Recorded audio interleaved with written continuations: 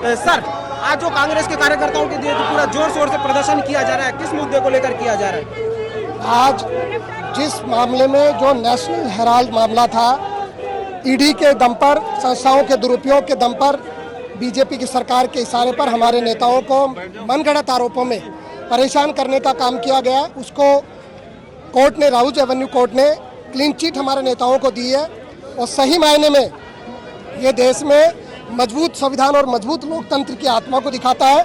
और जिस तरीके से ये परेशान करने की मंशा रखता है, मैं कहना चाहता हूँ बीजेपी तमाम प्रयास कर ले, मोदी जी, अमित शाह तमाम प्रयास कर ले, हमारे नेताओं का कुछ नहीं बिगाड़ सकते, क्योंकि कांग्रेस के नेता और कार्यकर्ताओं ने इस देश को आज़ाद कराने से लेकर के स्वतंत्रता सेनानियों ने अपनी जान की बाजी लगाकर इस देश में एक मजबूत नींव संविधान के लोकतंत्र के रूप में रखी, इस देश को मजबूत संविधान दिया। कांग्रेस पार्टी का एक एक कार्यकर्ता अपनी ईमानदारी के नाम पर जाना जाता है, और गांधी परिवार जिन्होंने प्रधानमंत्री तक के पद की लालसा नहीं रखी और इस देश के लिए सब कुछ समर्पित कर दिया, उन लोगों को परेशान करने में कतई कामयाब नहीं होंगे। भले ही हजार आरोप लगा ले, लेकिन देश का लोकतंत्र, देश का संविधान अभी जिंदा है।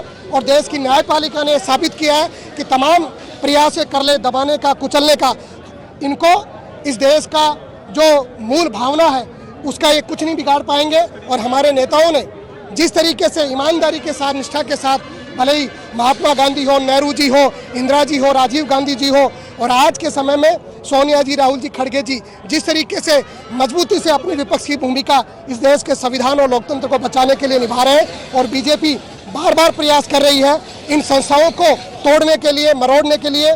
इस संविधान, ईडी, ओसीडी, सीबीआई तमाम संस्थाओं का दुरुपयोग आज बीजेपी कर रही है। चुनाव आयोग का जो दुरुपयोग भी बीजेपी ने किया, किस तरीके से बिहार में एसआईआर ला करके, अचानक एसआईआर ला करके बिना जो लोक सेवकों को परेशान से लेकर मतदाता का नाम काटने का काम किया। और देश में किसी भी तरीके से सत्ता में बचने का प्रयास बीजेपी का रहता है। कांग्रेस का कार्यकर्ता विपक्ष की भूमिका में आज जिस तरीके से हमने जयपुर की सड़कों पर मार्च किया, बीजेपी कार्यालय का घेराव करने का काम हम कर रहे थे, लेकिन पुलिस के दम पर, पुलिस की डंडे के दम पर हमको रोकना चाहते हैं। हमारा विरोध प्रदर्शन जारी रहेगा।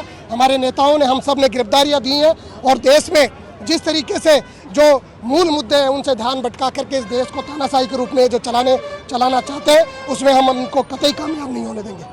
ये थे शाहपुरा से मनीष यादव जी, जो विधायक है। उन्होंने कहा ना हम झुकेंगे ना, जो कभी किसी तरीके की तानाशाही बर्दाश्त करेंगे, और इसी तरीके से हर तरीके से मुद्दे को हम उठाते रहेंगे। तो हम और भी विधायक महोदय से बात करना चाहेंगे जिन्होंने इस तरीके की अपनी विचारधारा, कुछ आप पुलिस बैन दिखा सकते हैं, कुछ कार्यकर्ताओं ने गिरफ्तारियां दी है, और काफ़ी आगे चल आपको दिखा सकते हैं किस तरीके से गिरफ्तारियां दी जा रही हैं।